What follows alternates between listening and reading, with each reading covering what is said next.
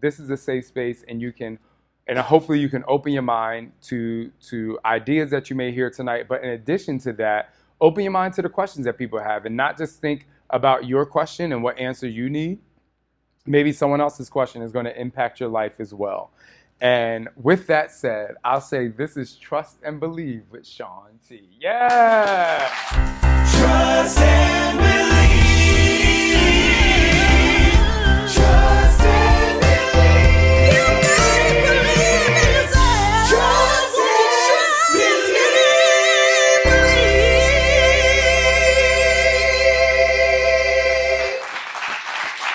Now, you don't have to clap all the time, but it's fine. I mean, if you feel like it's, look, I grew up in church. And so while my religion right now and my life is the golden rule, yes, come through, Alex. While my religion right now is the golden rule, it's do unto others as you would have others do unto you. I grew up in the church, and my grandfather was a pastor, and, my entire childhood was about the Bible and, the Father, Son, and the Holy Spirit. But for me, it's just about, trusting and believing in myself to be able to trust and believe in other people and open this world up to an opportunity that I can provide assistance and be assisted by, because your stories also fuel my life. And so I just want to make sure you all know that you're bringing life to me. Before we begin, I would like to thank some of our sponsors. We have Power Up. I'm sure some of you know I've been partnered with Power Up for a long time. One of the things I love about Power Up is this gentleman, Morris, who started his company. He started the company in his parents' basement, and he just wanted a way to people to be healthy and eat healthy and snack on the road. And so that's why I'm so passionate about Power Up and his family and his love. And Dry Farm Wines, well, full disclosure, my girl Shalene Johnson hooked me up. She sent a gift, and me and Sam one afternoon at the Transformation Center, we was like, we're going to transform with a glass. And so that night, me and Scott finished the bottle, and sometimes that's what you have to do. So we want to thank you to Dry Farm. And then, hey, where's that Remy? Remy Martin.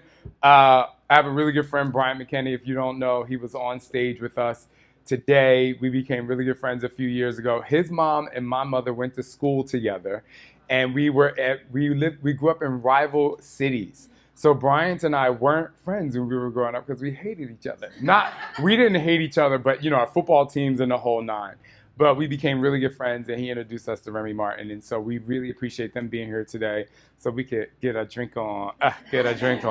But I hope you all stop drinking so you can focus and concentrate. And so we want to thank our sponsors.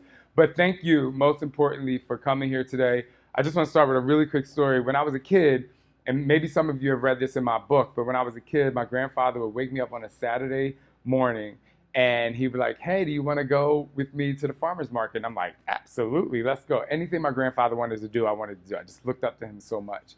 And we had a station wagon. Do they make station wagons anymore? I need to get an old school station wagon for Sandra and Silas. And I feel like this might be, right, I feel like I need to repeat this, but we used to go to the farmer's market and get like the bread and the corn that was maybe going to expire, and we would drive to where our church was, which is in Camden, New Jersey, which, a lot of people were on government assistance. And, I would get out the car and I would go, give the bread to the people. And little did I know my grandfather was giving so that people would trust him. And he would start speaking on the corner. And some of the people that we gave the bread to would come out, and they would listen to him. And I was playing, I was doing whatever kids do at the time, not really realizing that how it impacted my life to this very day. And so I get a little bit internally emotional because I used to, so that happened. And then later on in my life, we would have to be really quiet in the house because my grandfather would be recording his radio show downstairs. And so at the time I was just like, why is he doing that? Like, can't we go get some ice cream or whatever? And to actually grow up and to be subconsciously motivated by him to this very day is just really, spectacular and fantastic to me. And while I record my podcast most of the time in my casita at the Transformation Center, or sometimes in my closet because it's the quietest place in the house, just a little, if you want a visual, sometimes I just got out the shower. Today, it's just really nice to be able to be here with you all who either hear my voice in the workouts or hear my voice in the podcast. And I just want to thank you so much. Thank you. So thank you for being here. In addition to that, just something really interesting, another little tidbit story. So we shot Transform 20 live every day. And initially, if you finish Transform 20, you know, I bawled my eyes out at the end because I was just like, wow, like, I just thank you. I was just like, that was really crazy because I did not want to do that. I was like, I don't want to shoot every day, my energy, because I give 100%, and I didn't know how I was going to finish it. But then in my workouts, I said, you have to tap into your reserve. And so when we got to the end of that last balance workout in Transform 20, where you see me lose it, not only was I releasing emotion because I was proud of myself, I was proud of the fact that I could inspire and motivate so many people who I knew would connect to this program. But every single day before we started, in the back, in the room where the director was and my product manager was, they would say, you know, 15 seconds, 30 seconds, 15 seconds, and count down. And the last thing I would do is I would pray, but I would pray to my grandfather. And so, you know, it was just like him, like, getting me through. It was such an amazing feeling. So when I got to the end of it, I'm so proud of that program. And I know a lot of people here today have tried it. So thank you so much. Anyway, so this podcast is about you, and you're going to drive the conversation tonight. And if anybody feels like they are compelled to say something, then when that person leaves that chair, you might need to just come up and reveal your truth. We only got till 9 o'clock, so keep it cute. But I just want to be able to say, when you come up here, you don't have to be nervous. You can be nervous if you want to. You can laugh, you can cry, you can connect to the emotion. However, it is a safe space. Are you ready to go? Yes. All right, our first question is coming from Cassandra S. Will you please come sit in a seat and take the mic? Everybody, just give it up for Cassandra since she's the first one. Yes, and she has a walk too. Yes, yes. Hey. So you can grab the mics, Cassandra, and do you want me to read your question, or you want to read your question? Or do you have I can read it. Oh. I've been ready. You have it? Do you have it in your mind? Okay, well, you go right ahead. Okay. So, is this good? I can That's talk good. to this? Okay. So, my husband and I have suffered through 3 miscarriages. So, I want to know tragedies in your life, because everybody suffers them, because that's how life is. How have you been able to, like, stay on your journey through those and not completely just curl up in a ball, forget this, I don't want to do this anymore? Because I started after my 3rd miscarriage. You transform my life, and so mentally I feel like I'm stronger and I'm ready. But now that we're trying again, how is that miscarriage gonna, like, hit me? And I haven't had a tragedy since I've started my journey, so how do you keep going? Yeah, so thank you. I will say that I'm sorry that you've had to experience that. Scott and I have experienced that before, and to be very honest with you, I was in your shoes, and I was the one that was like, I don't want to do this anymore. And it goes back into tapping into your reserve and really understanding that the past is the past.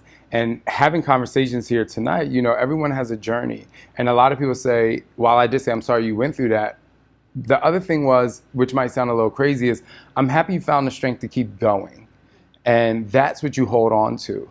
But I think the deeper conversation, because a lot of people out there experience miscarriages, and, you know, they talk about trying. And I feel like a lot of times in life, when we try, we're putting so much effort into the future that we're not enjoying the present. So I'm gonna say something that might be a little funny, but I mean it. Stop trying and have fun, especially with your husband. Because here's the thing, we don't know. I didn't know over this 5-year journey if I was going to have kids with Scott, and we did it obviously a different way. But I didn't know. But one of the things that I realized at the very end is that, well, I'm not having fun with this. So if I'm not having fun as this thing that I want is approaching, then how am I going to react to it when it actually gets here? And so I want you to have fun, because if it doesn't happen, and I want it to happen for you, if we can celebrate. It happens. Right. So I'm saying happen. Yeah. Right. I was like, the happening But I'm happens. saying, right. I'm saying that I want you to have fun along the way with your husband, because at the end of the day, when you do have that baby or babies, maybe you have twins like us, when you have those babies in your arms, you want to look back and be like, we had a really enjoyable time getting to this, but we also had to fight through tough times. And so in the present moment, have fun. That's the first thing. Like, just try to have fun. You know, do a date night. We have this thing called Wednesdays. we have okay. Wednesdays. She said Wednesdays. is date night. Here's the thing. Hold the mic because I want to make sure they hear you. Okay. She said Wednesdays is date night. But you know, we do this thing where we have our like internal spa in our house, and so the music's on, something else is on, the massage tables out, the oil's there, and so you can enjoy the process along the way. But more importantly, here's the thing, and you might not do this, but every time we encounter tragedy in our lives, we become defensive.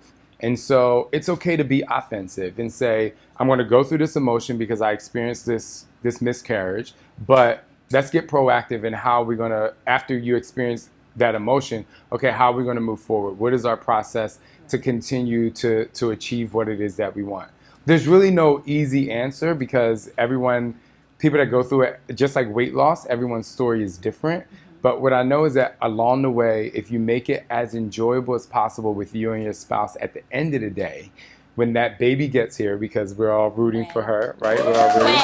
When that baby gets here. When that baby gets here, you will have enjoyed the process, even through the tough times. And so this is what, I've done this before, and I'm not a healer, but I met this woman about November, December, January, February, March, April, 6 months ago, and she came to one of my events and she said, I'm trying to get pregnant. Can you rub my stomach? And a month later, she was pregnant. So right now, turn to the front. Look, I don't know if this is going to happen, but this is what I'm going to do. And I'm going to put my head down. Thank you. Thank you. But have fun along the way and just keep going. Tap into the reserve when times get tough. Thank you. Thank you. Thank you, Cassandra. Our next question comes from Ashley F. Where are you, Ashley? Oh, shucks. I don't know if you were there at the event earlier, but Ashley asked me about the donuts, and maybe I should ask you why you asked me about the donuts, but it's fine. Okay. Thank you. Do you have your question? Do you know your question already? I kind of know it. Okay, you grab your mic. Okay.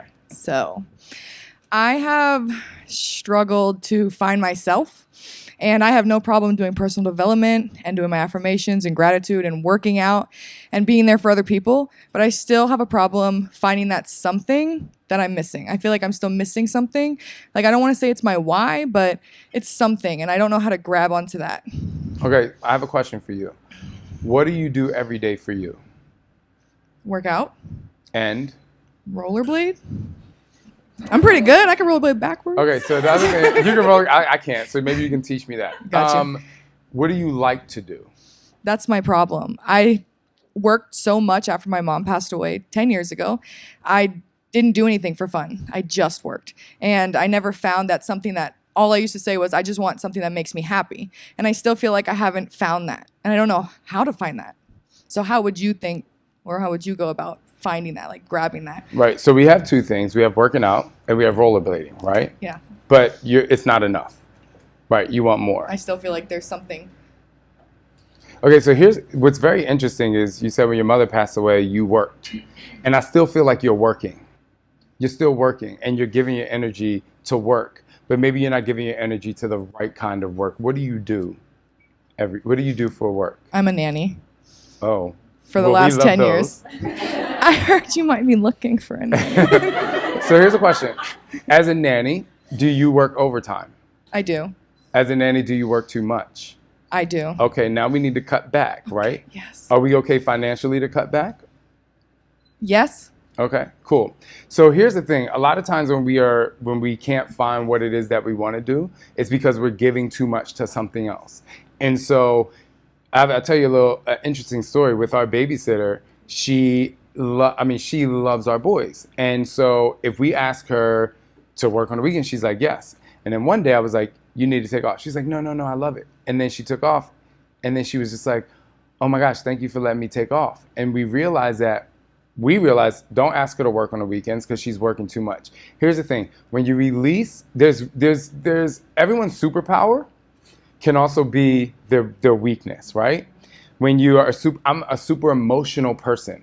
It helps me with my job. I connect to people, right? Or my career, I connect to people really good. But at the same time, When I get into a tornado, maybe in my relationship, it works against me, right? You love working, and working for you at some point was to bury down pain, right?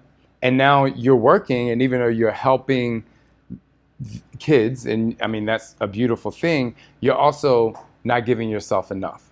And so the thing is to learn how to say no so that you can find your yes, because it's not really about your why. It's about what can you say yes to. So now we're going to play a little game that I talked about earlier today that's called the magic wand situation. If you had a magic wand situation on a Saturday and Sunday, what would you be doing? Be at the beach with my friends. Okay, so now we got rollerblading, we got working out, we got the beach with your friends. But that's the beach is all day. I mean, what you doing at the beach? Burning. Well, let's put on some sunblock first and foremost. But what are you doing at the beach? Nothing. Relaxing. And there's your answer. Sometimes doing nothing, is a great thing. I have the quote that says, the longer you do nothing, the stronger nothing gets. In this case, the longer you do nothing, the stronger nothing gets. And nothing is what's making you happy, right? So tell the kids, tell the mom, dad, or whatever the family is like, just be like, yo, I love you kids, but this time is for me. I'm going to the beach. It's the summertime, and make sure you wear white even before Memorial Day, because you can do you. So do nothing, sit in your own energy, because your energy has the power. And the more you do nothing for everyone else, the more you're doing something for you. And if you do something, not only will you find your yes, but you will find your why. And thank you. Thank you. Thank you so much. Oh, Deborah. Deborah showed me her before and after photo earlier. Do you know your question? I do know my Okay. question. All right. All right. So my question is, how have your views on health and fitness and just your lifestyle changed since you've become a father? Oh my gosh, thank you. How have my views on health and fitness and that lifestyle changed? How have my views changed since I become a father? So partly enhanced, and there is a change. So here's just an interesting story. I have a lot of stories because I connect to myself every day. So once the boys were born, they were in the NICU, and then I didn't work for probably a total of 6 or 7 weeks or something like that. And obviously that first time is just going.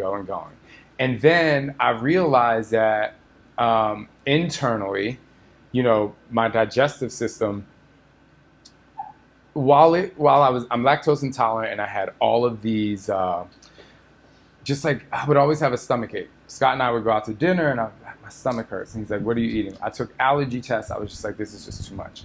And so what happened was, during the process of not sleeping because you have newborns, Right. and the high stress level, even though I was still working out, I was still gaining weight.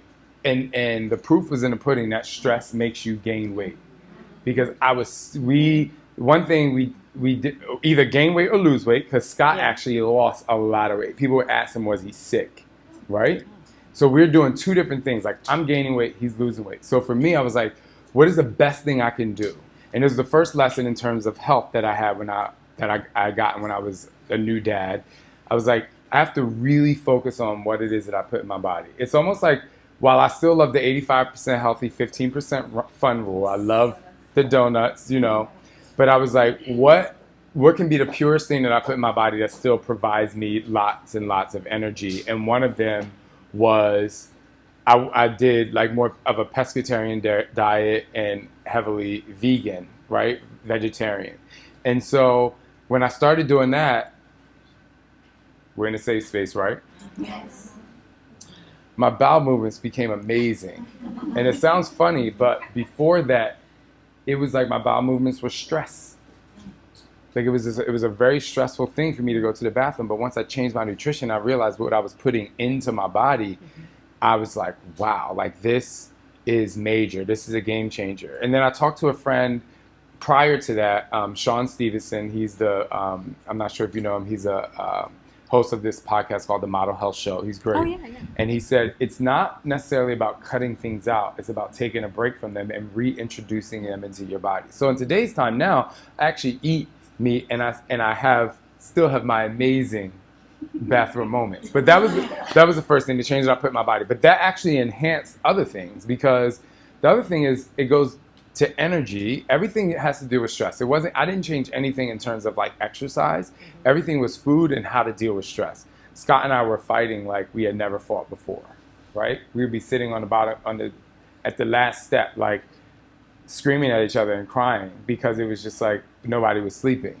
And so the next thing was I had to overemphasize the amount of positive energy and the honesty I needed to have with people, because I was not only giving to the children, I was giving to, Scott's parents, we were giving to people who were helping out around the house, but we weren't giving to each other. So I was like, what is going to give me the most positive energy? And that was connecting with Scott at a very high level. And so food slightly changed when I had kids, but more importantly, it was about the kind of energy that you put into your body and that you have in your life. And even just a couple months ago, like we had to like let someone go from that helped us a lot around the house because the energy wasn't good. So now I'm not afraid to get rid of I'm not afraid to get rid of negative energy. But then that emphasizes what I say: fit doesn't have a size, it has a mentality, and it has a feeling, right? Because you can work out all day, I know people who work out 6 hours a day, but they don't lose weight because they don't have their mind right. Because when they leave that gym or they leave that workout, they are going to eat the donuts every day. I only do on Fridays. They are drinking when they get home, So the amount of energy you put into your life or the kind of energy you put into your life is so imperative when it comes to your overall health. So for me, it's food and feeling, the 2 F's. If you put good food in your body and you put good feeling and keep good and have people who make you feel good around you, then, that's the change. And that's what I experienced. And while those children are nightmares, they also give us such amazing positive energy every single day. Oh, that's awesome. Thank you. You're welcome. Thank you so much. Everything comes from Nicole H. Nicole stood up before I even said her name. She knew she was next. Do you know your question? Yes. Okay. Hi. Hi, Nicole. So I currently work full-time as a teacher, and I spent 4 years in college, $40,000 in college, and now I feel like it's not as fulfilling as I had thought and hoped, and I feel guilty, and I need to know how to get rid of that guilty feeling of 4 years and $40,000 and figure out what is going to make me feel fulfilled. Okay. Did you guys hear that? Yes. Okay. Say it again. Oh, I'll say it. So she said she spent 4 years in college, spends $40,000, and she feels guilty because I guess you don't have passion to do it. Correct? I love it, but I like it, I don't love it. Okay, cool. It's such a great question. It's so interesting you asked that question because I was just asked to speak at my university's commencement ceremony this year, which is major. It makes me feel really good. And the thing I was going to talk about is that exactly. There are going to be a lot of people that graduate that day that don't want to have shit to do with what they went to school for. But here's the thing. And here's the short answer. If you actually look at what it is that you accomplished over those 4 years, while you might have a degree in education, there is a landscape of flourishing flowers and things that you gained while you were there. And so I can ask you the question, while you were going to school, while you were in your studies, maybe it wasn't necessarily the education that you were learning to give other people, but what did you enjoy about the process? Well, I enjoyed being on my own and being able to take care of myself without the help of my parents financially. But I also, when I was in college, had a job at a daycare, and it was a different kind of teaching. There was a lot less politics and things like that of what we see now in the school districts. So that I really enjoyed was just, I don't know, I guess the more relaxed environment and not having to deal with the politics of Yeah. the schools. So you don't like dealing with the politics of the And school district and the paperwork, and I feel like I spend more time doing that than getting through to the kids. yes. So it sounds like you want to be a nanny.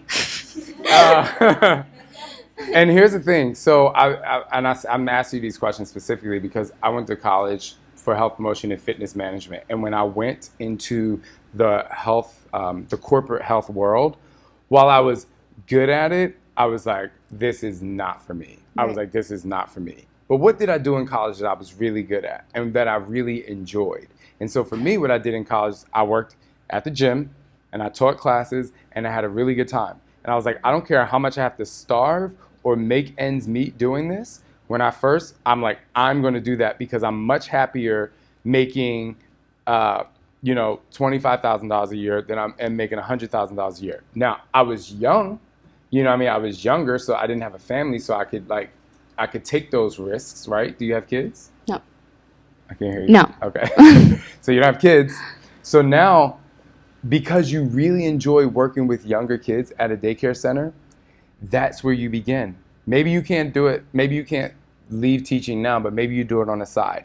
You said you don't like the paperwork. Well, business comes with paperwork, but it's the kind of paperwork you're doing. So maybe you start your own daycare center. Maybe you become My dream. And there you go. And well, maybe you just came here to hear Shaun T tell you it's okay. Tell me my dream. You know what I mean? That's your dream. Then you do it. You're going to be so fulfilled by doing that every single day. And because it seems like you actually like seeing kids thrive, one of the things that our babysitter, I have a lot of conversations with our babysitter. I really like her. She's great. We have a couple. But one of the things is our boys were doing something so wild. Like it was not wild as in like crazy, because they are crazy, but they were doing something better than they did the day before. And it was something that I had never even seen them do. And I looked at her, I was like, isn't this crazy to you? And she was like, well, right now I'm studying, early childhood development. So for me, this is amazing. And this is what she wants to do. And so it sounds like that kind of thing excites you. And if that kind of thing excites you, that's what you have to go for. And I'll say this for entrepreneurs out there. I've never in my life chased a number. I did, that's a lie. I did when I first started trying to lose weight. But then when I realized that the more I focused on the number, the less I enjoyed the process, then I was like, I need to focus on the feeling. And so in today's time, even today, I don't chase the number. Scott's the money guy in our company. He makes sure we save it, but we say no to things that I'm not passionate about. I've gotten offers to do things for things that could have let me stop working, but I'm like, I'm not passionate about that. And so whether you make a lot of money starting your daycare center or maybe you start out slow, it is okay to follow the passion. Everything comes with passion. The most important thing that comes with passion is happiness, and that is priceless. Because if you were to stick in this school district for 10 years and feel about it 10 years from now like you do today, you would have 10 years of a miserable feeling, right? But if you start out now not making that much money and in 10 years you surpass the amount of money you make, it's all because you followed your passion. So I'm giving you the blessing today to skip your workout tomorrow and work on building your daycare center, because if you're passionate about it, it's going to work.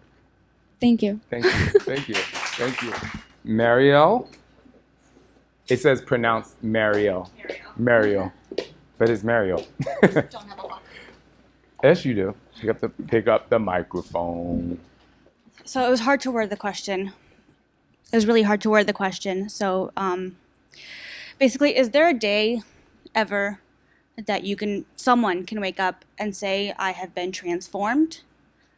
Or is it something that just goes on forever, like an evolving thing, and you never actually get there? Transformation happens every day. I think the problem we have when you see other people's transformations, we get so fixated on this before and after photo. And so everyone thinks that that after photo, and I love your after photos, I'm not saying I don't, but everyone thinks that after photo is the finish line, right? But it's not. You had many finish lines along the way. I have a lot of after photos. Right. So you just kept running through, right? The thing is, it's not the after photos that you might have a lot of. Do you have a lot of before photos? No, I have one. Great. So so you're on the right path. Well, my afters are now my befores, I guess, every time. Oh, so now, no, we're not on the right path. Okay, so here we go. That makes more sense. So here's the thing I talked about. I did a lot of coach calls when Transform 20 came out. And so I was just like, why is it that every program we release, there's a before photo? I'm like, I'm cool with progress photos, but why is your before photo today the same as your before photo 6 years ago in your first program, right? Because that means something's not working. And most of the time you haven't understood what it means to have sustainability in your life. And so your question about, are you going to wake up one day and feel transformed? Well, you can feel transformed right now. You should have felt transformed when you walked through this door today because you did something.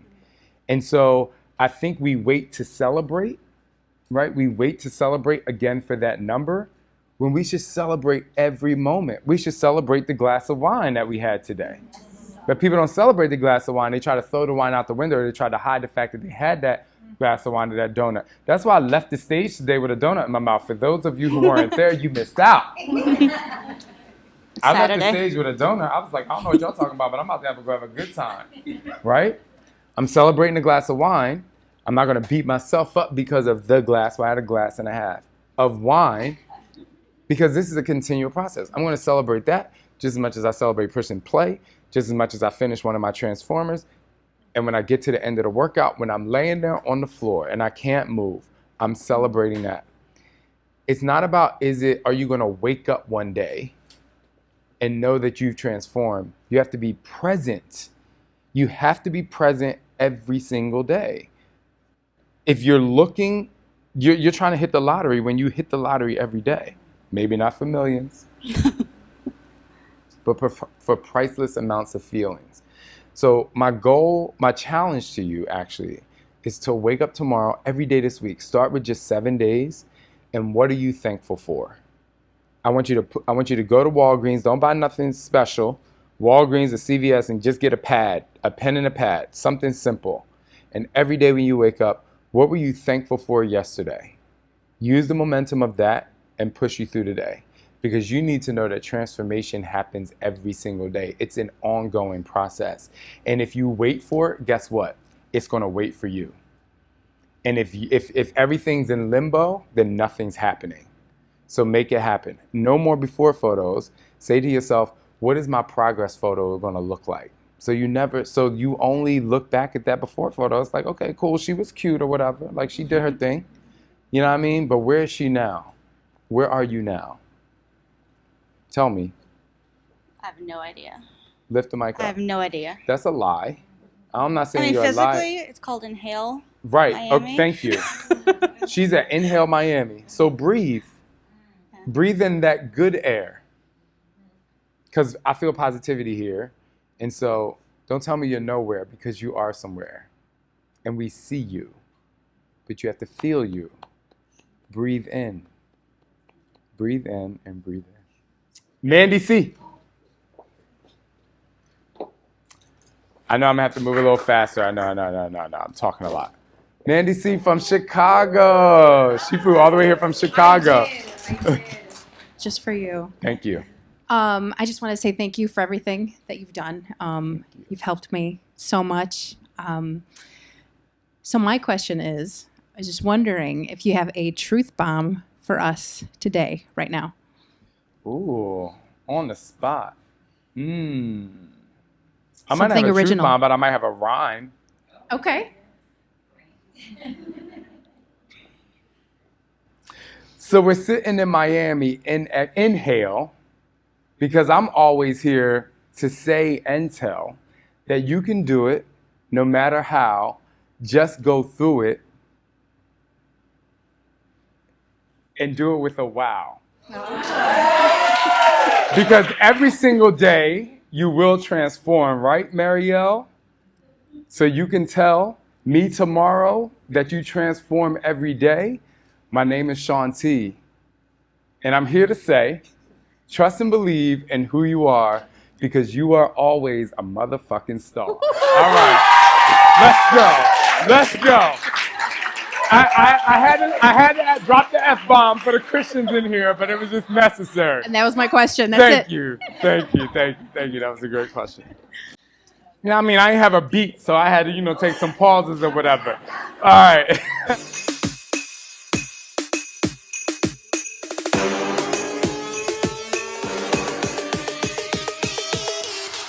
You thought I was playing? Huh.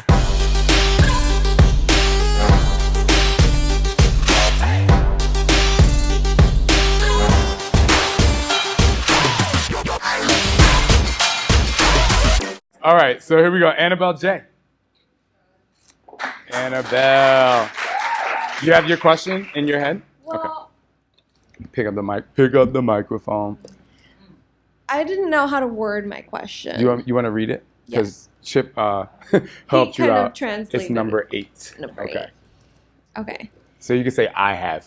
Right. So I have a back injury, and I have to extremely modify my workouts, but it gets incredibly frustrating. So my mentality has become, why do it if it's frustrating? How can she change her mindset? Okay. Thank you. Or my mindset. Stop looking at it as frustrating and start looking at it as you're doing the best that you can do, right? Because one of the biggest mistakes we make is we compare ourselves to other people and we compare ourselves to our past. One of the things that I hate is when people compare themselves to their high school self. I'm like, well, you're not 17 anymore and you can't eat McDonald's every day and still look cute in a bikini. It's just not going to happen, right? Yeah. Same thing with injury. I have a bone spur in my left knee, but I'm not going to let it stop me. I'm going to work with it, right? So you have to work with the injury. If it's not going anywhere, if it can't heal as fast as you want it to heal, then you have to work with it and understand that you're doing the best that you can do. The other thing is, what workouts are you doing? So I think the last workout I did was Transform 20, one of the workouts. And it was just frustrating because I was modifying, but then I had to modify the modifier. Right.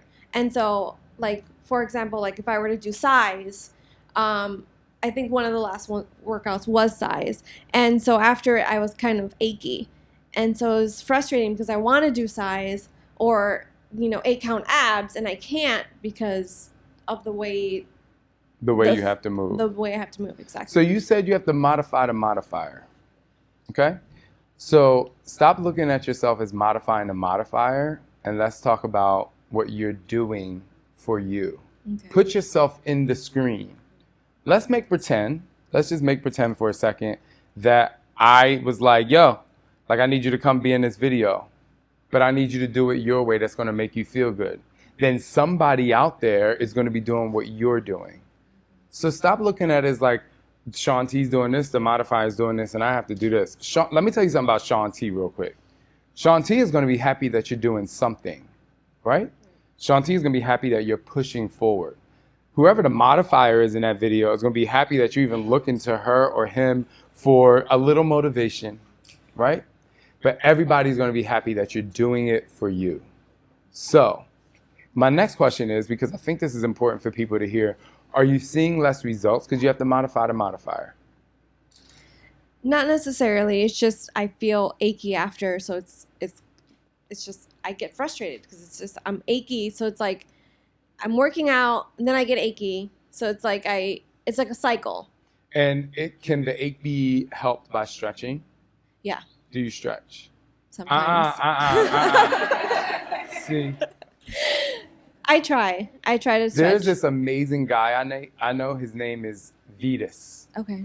And he does 21-day yoga retreat. He's the first week, and he is spectacular. Okay. He's absolutely fantastic.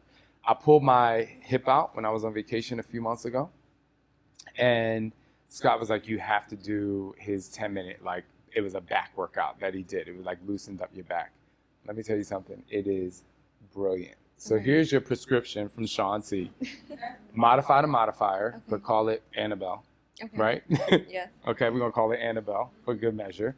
And then do 10 minutes of Vitas, 21-day yoga retreat, his back workout after. And I'm telling you, the ache is going to ache away and you're going to feel good. And you do that every single day. And then you'll progress, maybe progress in yoga or whatever it is. Maybe you come back to inhale, right? And then you'll feel great. But the thing is, like, you have to understand, like, when you stop at the end of every workout, you're going to ache if you don't, like, release. You're going to ache. So just make sure you, like, just do a little bit more. Accept what you're doing and do a little bit more. I'm telling you, Vitas will help you. All right. Thank you. Thank you. I'll try that. Thank you. All right, let's go to Omar, the husband. Do you have your question, Omar? Yes, sir. Can I read this? Yes, sir. And then you can talk to me. This Go is ahead. just crazy to me. Omar has done 14 rounds of Asylum Volume 1 and Volume 2. I'm like, shit, I don't even want to do one more, right? He doesn't want to plateau, but when he tries other programs, he doesn't like them and switches back to Asylum. Omar, this is out of control. So he said he doesn't like them. That means he don't like some Shaun T workouts, but I'm not, I ain't judging or whatever. Tell me about your experience when you're working out. Well, I mean, I've done all of your workouts, most of your workouts. But he doesn't like the rest of them, but go ahead. I mean, I started with the original Insanity. I did Max 30, which is amazing. I did T25, which is also amazing. Shaun Week. But Asylum 1 and Asylum 2, it's, I feel like there's nothing more difficult out of all the programs you've done. So I seek the extremes. That's just how my personality is. I want the extremes. So I try Transform 20. I try to go to other programs, Body Views with Sagi. I do 20 Horton. But I last 1 week or two, and my wife has to hear about it every single month about how I'm going to go back to Asylum 1 and Asylum 2. So, I mean, my question is it all right to just kind of do it for the rest of my life? Do I have to seek something else? I mean... So I have a question. I mean, you said you plateau, but do you really plateau? Well, I don't say I plateau. I'm wondering, am I going to plateau by doing so much of it? Okay, so let me just tell you something real fast. If you like it, then keep doing it. It's totally okay. Like, if you like it, why are you seeking to do something else if it's something that you like? You know? It'd be different if you had a crush on Shaun T or whatever, and you know what I mean? That'd be a whole nother situation. I'm just kidding. He's married to Annabelle, which we are going to work out with. But, like, you don't have to seek anything else. I mean, he did ask me if I was going to do Asylum Volume 3. It's probably not going to happen because it's crazy.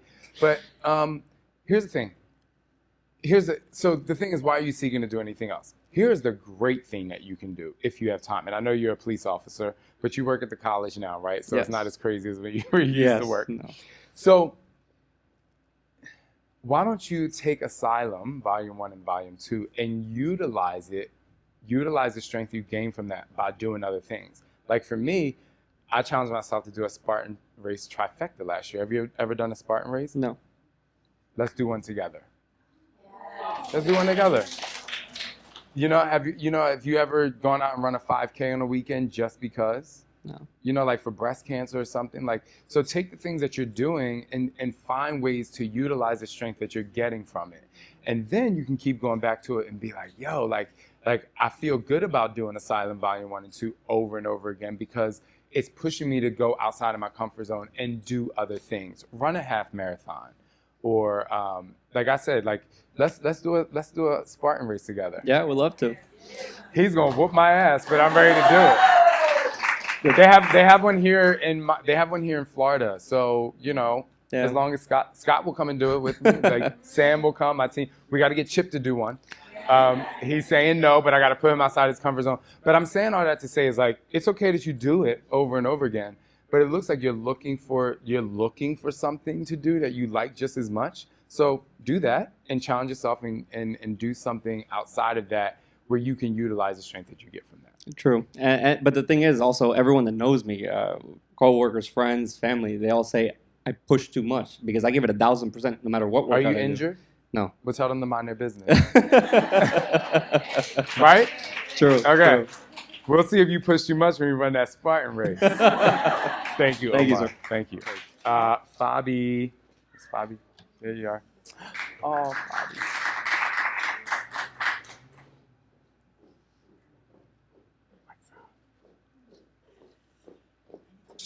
I kind of know Fabi's story, but I don't. You need to read your question, Fabi? Okay. Yes, cool. I need it Give me. because every time that I have a question for you, I get like frozen. So I don't want that. Pregunta 11. Preguntas. 11. Right? Okay. Wasn't that right? Question number 11. Come on. Yes, I did it. Okay, what's the best way to communicate with the students in your class to motivate and inspire them when you don't have the same first language as them? Oh, okay. This is great. By the way, I'm an instructor. I told you already. Is this for you, like your workout students, or like are you a teacher? I'm an instructor. Oh, Fitness insanity instructor. instructor. Yeah. Oh, that's great. Tell you a little story. So I have a story about everything. I feel like I'm like 70 years old. Nothing wrong being 70, but I have a story for everything. So when I used to travel, I used to do international fitness conventions all over the world, almost every continent. And every time I would go to that particular city or country, I would learn how to count to 8 in that particular language. Because the first thing I do is I was like, 4, 3, 2, 1, right? Like immediately people understand, they think like, oh, like he's connecting to us. And so I would count in German or Turkish, or, I would do all these things. And so the thing is, you speak English, right? Do they speak Spanish? No, really. Okay. So there's this thing that I love to do that gets fitness classes hype, which is like the call and response. And so what you can do is you can start doing like, come on, y'all, let's go, or like certain responses in your language. And they might look at you like you're crazy. And you say, no, repeat that, right? And then you can teach them a little bit of your language, but you can also teach in English, right? So I think it's always stepping into the other side or bringing someone into your world that helps them relate to you. One thing I learned a long time ago, my grandmother told me, she was like, if you ever travel around the world, my grandparents must have known I was going to be a world traveler. She was like, if you don't know how to ask for something, just smile. It's the universal language. So the next thing I want to tell you is when I used to teach at fitness conventions, but prior to that, I used to go to so many fitness conventions, and I was enamored by this woman. Her name was Angie Bunch. She used to teach, I forget the name of the hip hop class she used to teach, but she would get like 300 people to do a routine, and she would never say a word. She wouldn't say one word. She would just smile as she taught, right? So the other thing I want to say is don't put the pressure on yourself to necessarily learn the language or have them learn your language. Go in there with just good energy, smile. But the last thing I want to say is, and a lot of cultures do this in the world, one of the things that we're missing in group exercise is the welcome. And I'm not talking about standing in front of the room and saying, welcome. It's standing at the door. Getting there early, standing at the door, and as people walk in, thank you for coming, thank you for coming, thank you for coming. Looking them in the eye, and they're connecting with you right away. And it eliminates some of your nervousness and your fear to step in front of the room, maybe to new people, right? And if you're there early enough and there's not a class before you, welcome to, what's your name? How are you? And you can be like, yo, I speak Spanish. You want to learn some? Because I like, you know what I mean? Like, it's about being real and letting them know, like, this is what your experience is. This is what your class is about. And we're going to have an experience, not just a workout. But the sooner you can make them feel welcome and introduce who you are, the sooner they'll connect to you. And it don't even matter what you say. They're going to feel good. Okay. Thank you so much. Thank you. Do you know your question? I forgot it. Okay. You're number 12. Okay. All right, thanks. I'm kind of pick nervous, up the mic. so sorry, Do the guys. I'm microphone. really nervous. So. She's nervous, but it's fine. Okay. What keeps you motivated when you want to like give up? It depends on why I want to give up, right? What keeps me motivated when I want to give up? It depends on why I want to give up, right? So if I want to give up because I'm tired, then I just need a day, right? And some people get confused with being overworked and needing to just take a break. They get it mixed up with needing to quit or wanting to quit. And I think this world has become, and especially the workforce, and I'm not saying you're talking about the workforce, but it's like, we got these quote unquote, you work from 9 to 5, but people want you to work from like 9 to 7, right? That's why even with our team, I made them go on vacation for 14 days. I said, get out, like you have to go, right? So sometimes it's, it's overwork, right? So that's number one. But getting to that point of wanting to give up is a step-by-step process, because you don't want to give up just because of one thing. I talk about in my book, it's not the thing, it's the thing. It's not that you want to give up, it's why you want to give up, right? And so my question to you is, and you don't have to answer this now, but it's like, but why? Why do I want to give up? I mean, maybe. Hold it a little closer. I'm sorry. No, it's fine. Maybe it's because like I get overwhelmed because I work so much at my job. Then I have to come home and my husband is like working like 16, 17 hours a day. I have to be with my daughter, you know what I'm saying? It's just sometimes I get burnt out or get tired. You get what I'm saying? And I also went into, I'm sorry to get deep like this, but I went into depression at one time. Like I just felt like I just wanted to give up. Just give up, period. So, I mean, I had to dig deep in myself and everything and try to come that too, because I get overwhelmed too. Mothers do get overwhelmed, and we do get burnt out. So take them date nights. Please take them date nights. Okay? Take them date nights, okay?